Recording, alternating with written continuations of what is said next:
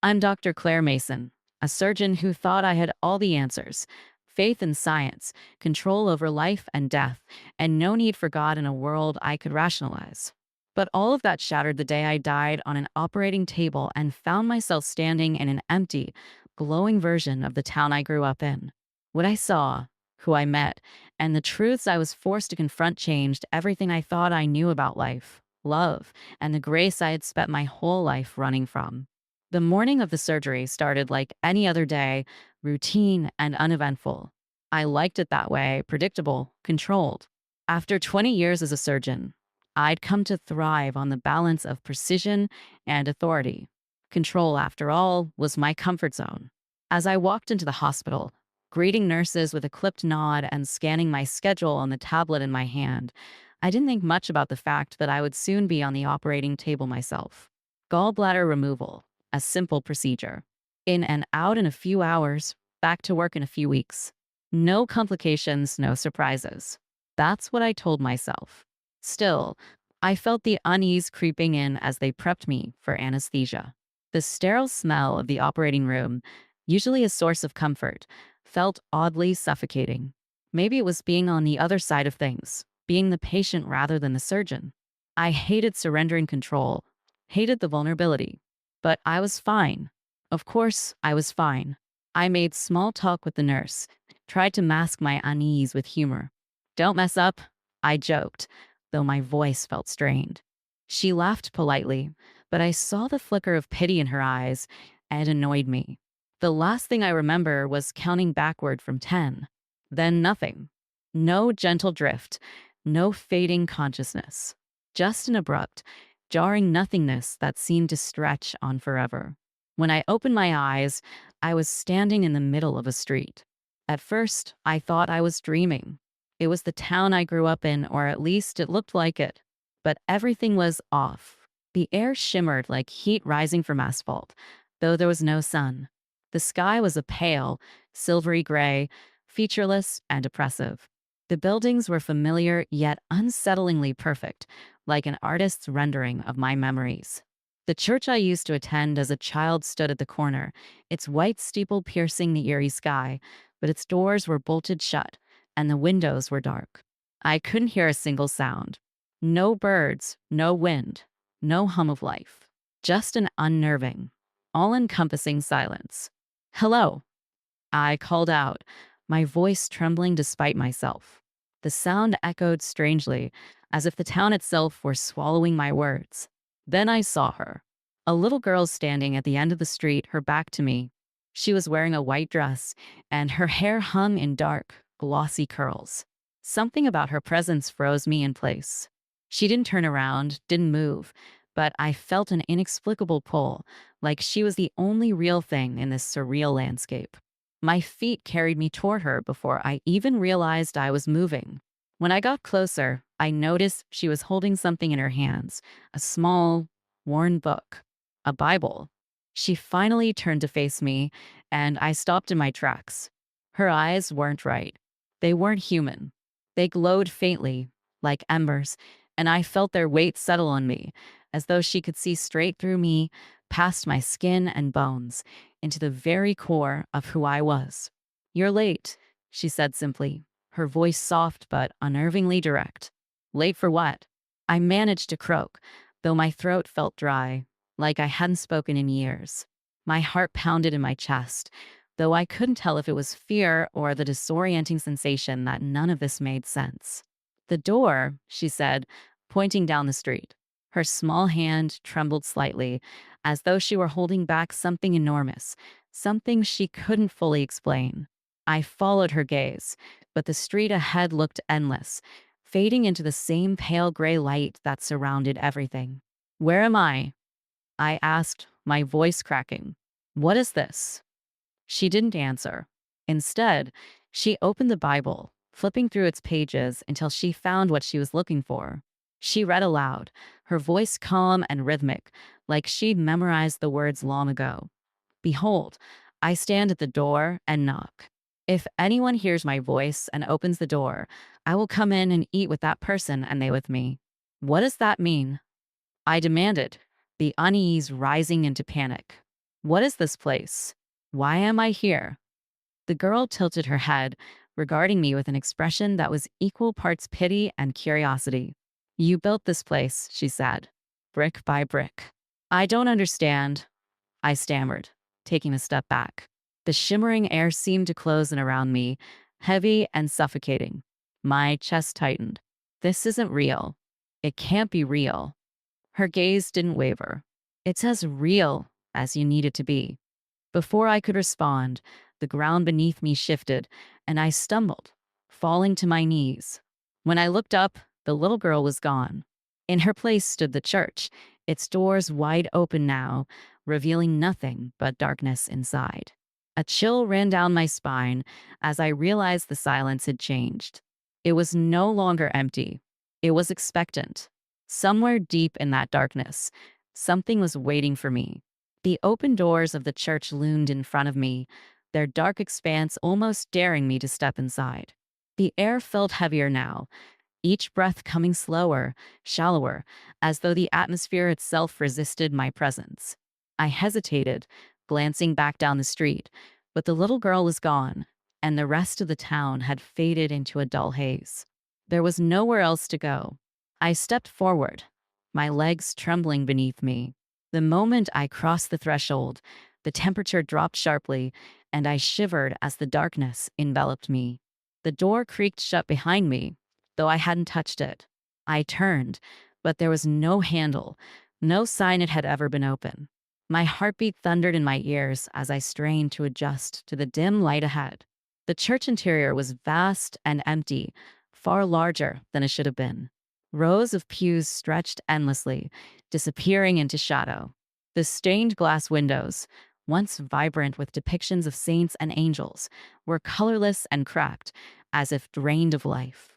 At the front of the sanctuary stood a pulpit, worn and splintered, and behind it hung a massive cross. Its edges glowed faintly, but the light was cold, almost surgical, casting eerie shadows that flickered across the walls. Hello, my voice echoed, reverberating back at me with unnatural clarity. The silence that followed was suffocating. I stepped further in, my shoes scuffing against the warped wooden floor, and as I did, a figure emerged from the shadows in the first pew. It was my mother. She sat with her hands folded neatly in her lap, wearing the Sunday dress she used to love. Her face was serene, but her eyes, those familiar brown eyes, were fixed on me with a sadness so deep it made my chest ache. I froze, unable to speak, my breath catching in my throat. She'd been gone for over a decade. This wasn't possible. It wasn't real. Claire, she said, her voice soft but unmistakably hers. The sound of it sent a wave of emotion crashing over me. You've been running for so long, Mom, I whispered, taking a shaky step forward. What is this? What's happening? Her expression didn't change. She didn't move, didn't blink. You built this, she said, echoing the words of the little girl. All of it.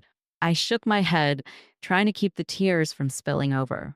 No, this isn't me. I didn't do this. I don't even know what this is. She tilted her head slightly, her gaze piercing. Do you really believe that? After everything? The words hit me like a blow, and suddenly the room shifted. The walls stretched upward, the pews warped and twisted, and the air filled with a low hum that seemed to vibrate inside my chest. Images flickered in the space around us, like fragments of a broken mirror reflecting pieces of my life. I saw myself as a child, sitting in the same pews with my mother, squirming as she whispered for me to sit still. I saw her lighting candles after services, her face peaceful in a way I hadn't appreciated back then. Then the scenes darkened. I saw her hospital bed, the machines beeping rhythmically as I stood by her side. I remembered the smell of antiseptic, the crushing weight of helplessness, the way I avoided looking at her eyes in those final days because I couldn't bear to see the pain reflected there. You left, she said, her voice breaking through the torrent of memories. You left me. I flinched.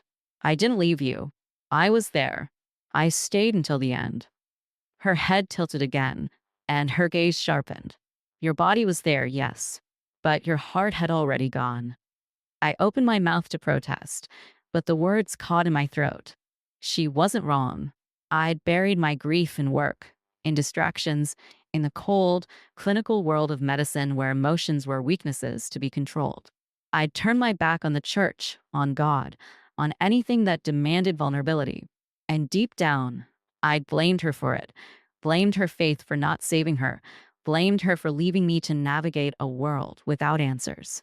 I didn't know what else to do. I said finally, my voice barely audible. I didn't know how to stay. She rose from the pew, moving with a grace that didn't seem entirely human, and approached me. Her presence was overwhelming, a mix of warmth and weight, as though she carried the weight of everything I'd avoided. You built walls, Claire, around your heart, your soul. You told yourself it was to protect others, but it was only ever to protect yourself. I shook my head again, backing away. No, I've saved lives. I've dedicated my entire life to helping people. She stopped, her face softening. You've saved lives, yes. But when is the last time you truly cared for one? When was the last time you let yourself feel their pain instead of hiding behind your scalpel and your charts? The question hung in the air, heavy and unanswerable. I couldn't look at her. The images around us changed again, this time showing me in my scrubs, delivering bad news with a practiced detachment, avoiding eye contact with grieving families, focusing on the next procedure, the next task. I told myself it was professionalism, but now it looked hollow, robotic. Stop, I whispered, pressing my hands to my temples. Please stop. But the images didn't stop. They intensified, growing sharper, louder, until I was surrounded by faces I'd avoided, by cries I'd ignored, by a crushing wave of guilt I'd spent years pretending didn't exist. And then, just as suddenly as it had started, the images faded, and I was alone in the church again. My mother was gone, the pews empty, the silence deafening. But the weight in my chest remained, a hollow ache that refused to be ignored. The pulpit at the front of the sanctuary began to glow faintly, drawing my attention. I didn't want to move, didn't want to see what waited for me there, but my feet carried me forward anyway. As I approached, I saw a single book lying open on the pulpit. It was the Bible, but the pages were blank except for one verse written in glowing letters. My grace is sufficient for you, for my power is made perfect in weakness. I stared at the words, their meaning twisting inside me. Weakness. That's what this was about. The walls I'd built, the detachment I'd clung to, they were all shields to hide my own fear, my own inability to face the things I couldn't control. And now, here I was, stripped bare, with nowhere left to hide. A faint sound broke the silence, and I turned to see a doorway at the far end of the church, glowing with the same cold light as the cross behind me.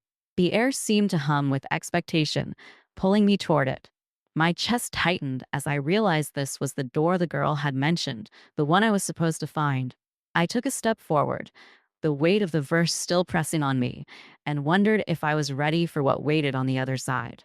I hesitated at the glowing doorway, my stomach churning with a mix of dread and anticipation. Something told me that stepping through it would strip away whatever small sense of control I had left. The cold light spilling out from the frame pulsed faintly, almost like a heartbeat, and I felt it in my chest, a rhythmic reminder of my own vulnerability. But there was no turning back. Not here. Not now. I stepped through, and the air around me shifted, cold and sharp. For a moment, it felt like falling. No ground beneath my feet, no sense of direction, just a vertiginous plunge into the unknown. When I landed, it was not with a thud, but with a surreal weightlessness, as though I'd been placed gently in the center of a massive, sterile room. The first thing I noticed was the smell, antiseptic, faintly metallic. The second was the sound, a steady, unyielding rhythm, the beeping of monitors, the hiss of ventilators, the low murmur of medical machinery.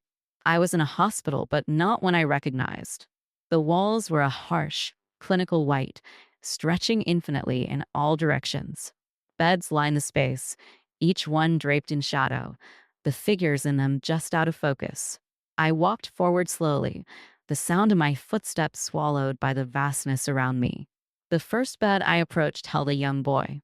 His small frame was tangled in tubes and wires, his chest rising and falling in labored breaths. A flicker of recognition sparked in me. This boy had been my patient.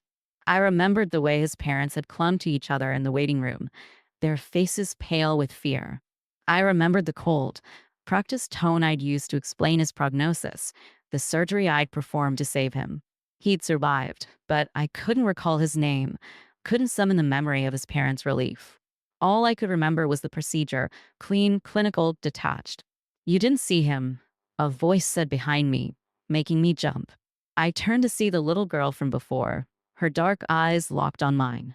She was holding her Bible again, the pages fluttering as though caught in a breeze only she could feel. I saved him, I said defensively, the words spilling out too quickly. He lived. But you didn't see him, she repeated, her tone calm but unyielding. You saw a task, a problem to solve, not a life.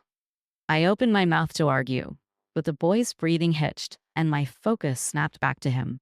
His hand twitched, and for the first time, I noticed the faint scar on his chest, a reminder of my work. My throat tightened. She was right. I hadn't seen him. I'd seen the challenge, the surgical technique, the outcome. But the boy himself had been a blur, a detail in the background of my own achievement. The girl moved past me, her presence almost weightless, and gestured to the next bed. I followed reluctantly, my stomach twisting. This time, it was an older woman, her face drawn and pale, her body frail beneath the thin hospital sheet.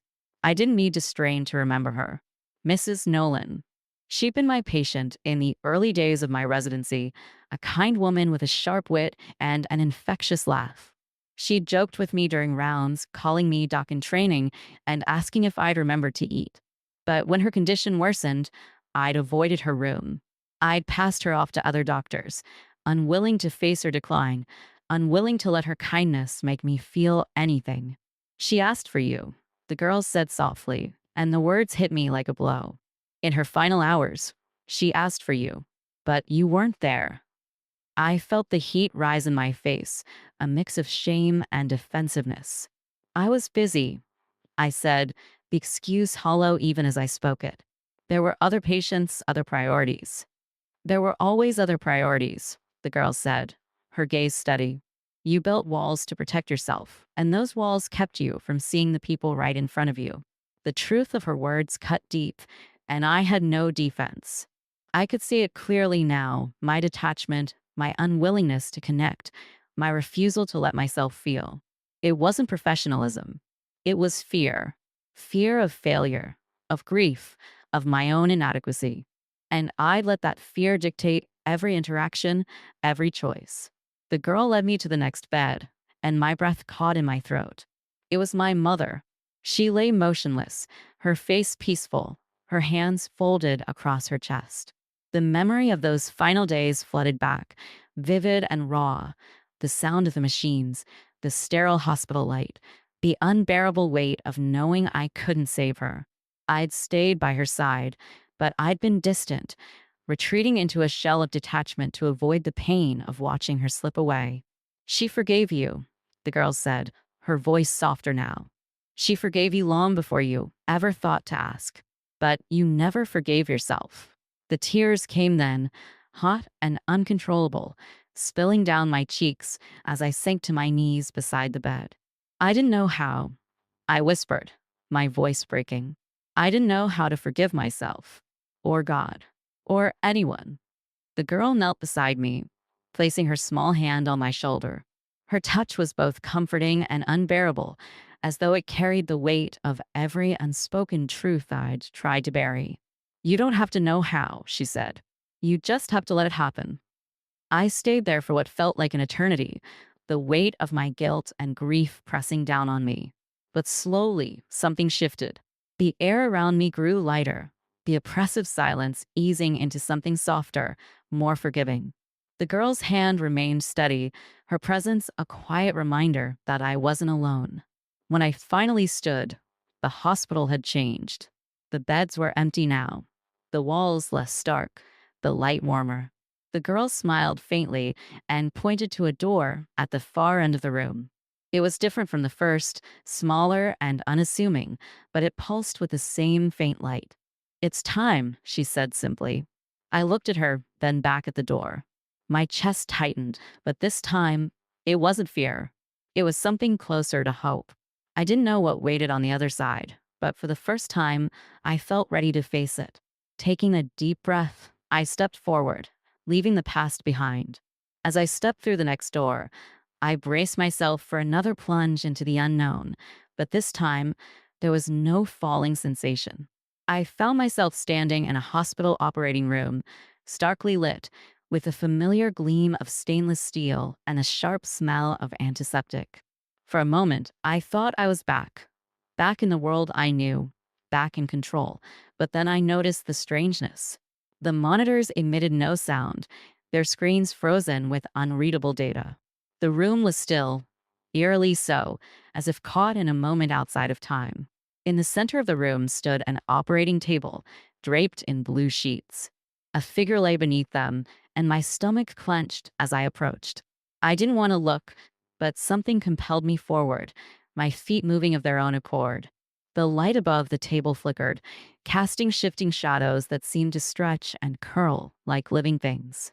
I stood at the side of the table, staring down at the figure. It was me. My face was pale, my eyes closed, my chest rising and falling in shallow, rhythmic breaths. Tubes snaked from my body to machines that weren't running, and my hands lay limp at my sides. The sight of myself, so vulnerable, so powerless, made my throat tighten. I'd spent my entire life building an identity around being strong, being in control, being the one who fixed things. And now here I was, broken and dependent, no different from the patients I'd so often regarded with detachment. "You don't see it yet, do you?" A voice said behind me. I spun around, startled, and came face to face with a figure unlike anything I'd ever encountered.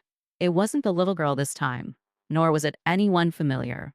The figure shimmered, its form shifting between solidity and transparency, as if it were made of light and shadow. Its face was indistinct, yet its presence was overwhelming, filling the room with an energy that pressed against my chest. "Who are you?" I asked, my voice trembling. The figure tilted its head, and though it had no discernible features, I felt its gaze pierce through me. "I am the question you've been avoiding, the answer you refuse to hear." The cryptic response sent a shiver down my spine. "What does that mean?" I demanded, though my voice lacked the force I'd intended. "Why am I here? Why am I seeing this?" The figure gestured toward the operating table, and my gaze was drawn back to my own lifeless form. "You built your life on the illusion of control," it said. "You told yourself that your work was your purpose, that your skill defined your worth. But what did you truly give to the lives you touched? Did you offer healing? Or did you merely fix what was broken?" Its words stung, not because they were cruel, but because they were true. I thought of the countless surgeries I'd performed, the lives I'd saved, and the moments I'd dismissed as unimportant. How many patients had looked to me for reassurance, for hope, only to be met with cold professionalism? How many times had I avoided connecting with them because it was easier to focus on the mechanics of their bodies than the reality of their humanity? I did what I was supposed to do, I said, though the words felt hollow even as I spoke them. "I saved lives." "You saved lives," the figure agreed. "But you didn't see them. You didn't let them see you." The truth of its words hung heavy in the air, and I felt a knot of shame tighten in my chest. I thought of Mrs. Nolan, of the boy with the scar, of my mother. All the times I'd chosen detachment over connection, professionalism over compassion. I told myself it was for their benefit, but now I could see it was for mine. I'd been protecting myself, hiding behind my work because I couldn't face the vulnerability that true connection required. The figure stepped closer, and the light around it grew brighter, more intense. "Do you understand now?" it asked, its voice softer but no less powerful. "Do you see what you've been running from?" I nodded slowly, the weight of realization settling over me. I was afraid, I admitted, my voice barely a whisper. Afraid of failing, afraid of losing, afraid of being seen for what I really am. And what are you? The figure pressed. I hesitated, the words catching in my throat. For so long, I defined myself by my accomplishments, by my ability to control and fix and succeed. Admitting anything else felt like a betrayal of everything I'd worked for. But standing here, in this place where all illusions had been stripped away, I couldn't deny the truth. I'm weak, I said finally, the admission both painful and freeing. I'm scared, and I've been hiding from that my whole life. The figure's light softened, its edges blurring as it stepped even closer. Weakness isn't a flaw, it said. It's a part of you, just as much as your strength. It's in your weakness that grace can be found, if you're willing to let it in. Grace. The word echoed in my mind, foreign and familiar at once. I'd heard it before, in sermons and hymns, in my mother's prayers, but I'd never truly understood it, never let it touch me. Grace was for the faithful, for the believers, for the people who didn't build walls to keep the world at bay. Or so I'd thought.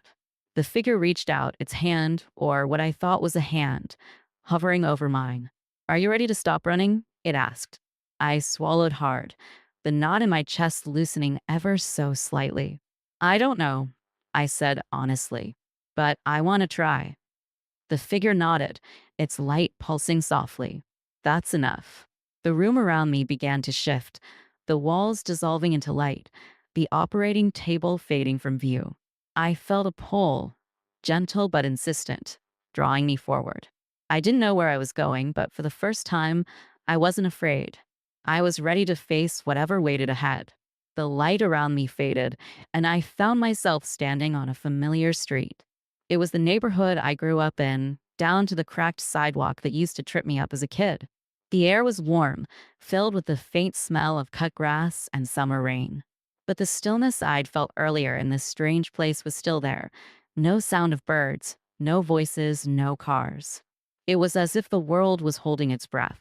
Ahead of me was a house I hadn't seen in years. My childhood home. The sight of it made my chest tighten. The chipped paint on the shutters, the sagging porch swing, the hydrangeas my mother used to tend.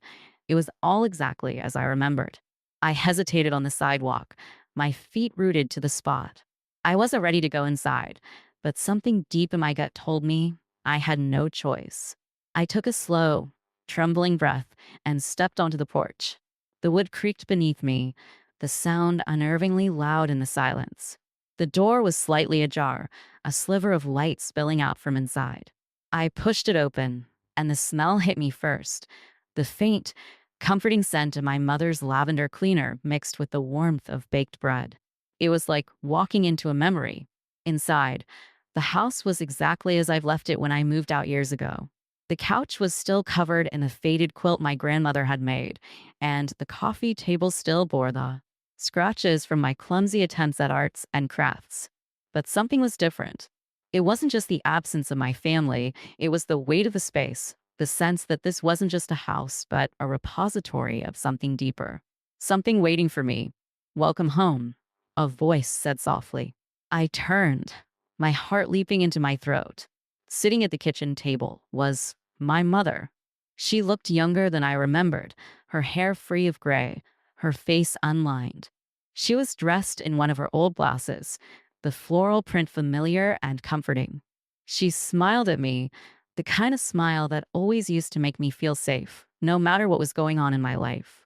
Mom, my voice came out as a whisper, thick with emotion. She nodded, gesturing for me to sit. It's been a long time, Claire. I moved slowly, my legs trembling as I lowered myself into the chair across from her. The table was set for two, a teapot steaming gently between us. I reached out to touch the table, half expecting my hand to pass through it, but the wood was solid and warm beneath my fingers. I don't understand, I said, my voice shaking. What is this? How are you here? Her eyes softened, and she reached out to place her hand over mine. It felt real, her touch warm and grounding. I'm here because you need me to be, because there are things you've been carrying for too long, and it's time to let them go. Tears welled in my eyes, and I looked down at the table, unable to meet her gaze. I'm sorry, I choked out. For everything. For not being there the way I should have. For not saying goodbye properly. She squeezed my hand gently. Oh, Claire, you were there. Even when you thought you weren't, you were. I never doubted your love. Not for a second. Her words should have brought comfort, but they only deepened the ache in my chest. But I doubted myself. I admit it. I ran away from everything, your faith, the church, even my own emotions. I told myself it was easier, but all I did was make things harder. She smiled, a hint of sadness in her eyes. You've always been so hard on yourself. You carry burdens that aren't yours to bear, and you close yourself off because you're afraid of being hurt. But, Claire, life isn't meant to be lived behind walls. It's messy and painful and beautiful, all at once. I wiped at my tears, trying to find the courage to ask the question that had been gnawing at me since her death. Why? I whispered. Why did God let you suffer like that? Why didn't he save you? Her expression grew thoughtful, and she leaned back in her chair, her hand still resting over mine. Ask that question a lot, too, she admitted. And the truth is, I don't know the full answer. But what I do know is that even in my pain, I felt his presence. I wasn't alone, Claire, and neither are you. Her words settled over me like a warm blanket, but they didn't erase the doubt that lingered in my heart. I don't know if I can believe that, I said honestly. I've spent so long blaming him, shutting him out. I don't know how to come back. She smiled gently. You don't have to have all the answers right now. Faith isn't about certainty, it's about trust. It's about taking one step at a time, even when the path isn't clear. The warmth in her voice and the love in her eyes began to chip away at the walls I'd built around myself. For the first time in years, I felt a flicker of something I couldn't quite name. Hope, maybe, or grace. As if sensing my thoughts, my mother stood and walked around the table, pulling me into a tight hug. Her arms were strong, her presence solid, and I clung to her as though letting go would mean losing her all over again. I'm so proud of you, she whispered into my hair, for everything, for the person you've become, and for the person you're still becoming. I wanted to stay in that moment forever, but I felt a subtle shift in the air, a gentle tug that told me our time was running out. My mother pulled back, her hands resting on my shoulders, her smile both loving and sad. It's time to go, Claire, she said softly. There's more for you to see, more for you to do. I shook my head, the tears flowing freely now. I don't want to leave you. She cupped my face in her hands, her touch warm and reassuring. You're not leaving me. I'll always be with you, in everything you do. And one day, we'll see each other again. But for now, you have to keep going. The light in the room grew brighter, washing over us like a sunrise. My mother's form began to fade, her features blurring, but her smile remained until the very last moment. And then she was gone, and I was alone again. The door appeared before me, glowing softly, its light inviting rather than harsh. I took a deep breath, my heart heavy yet lighter than it had been in years. With one last glance at the house, I stepped forward, ready to face whatever waited on the other side. The door opened into a blinding light, and for a moment, I couldn't see anything. My breath caught in my chest as the brightness seemed to envelop me, filling every corner of my being. Then, slowly, the light began to fade, and I found myself standing in a space that was neither a room nor a void.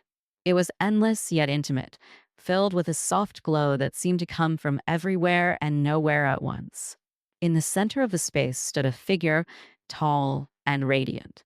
Unlike the shifting, indistinct presence I had seen earlier, this figure was clear and undeniable.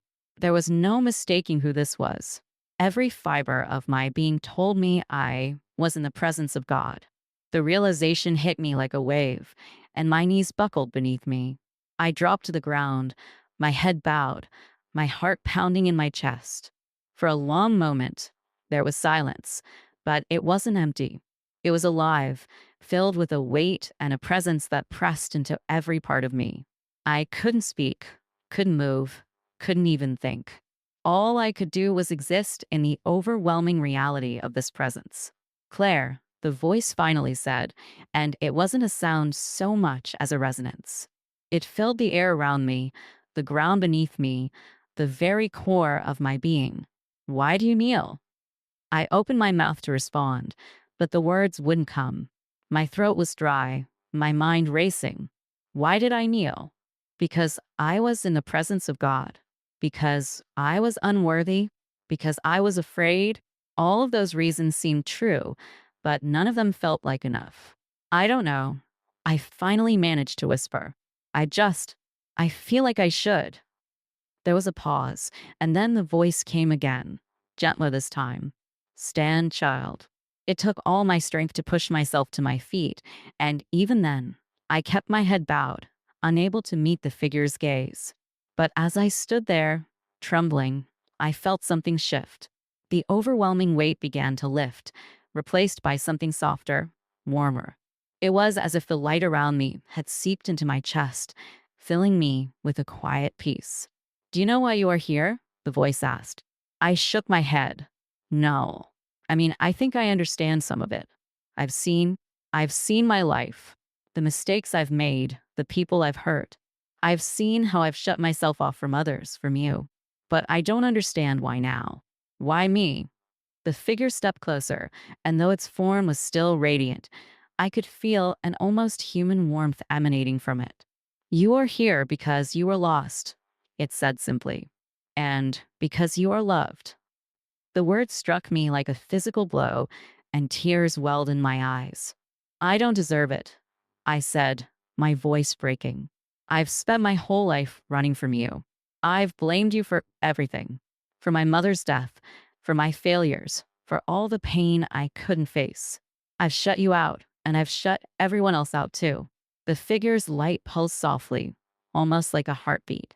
Grace is not about deserving, Claire. It is a gift freely given.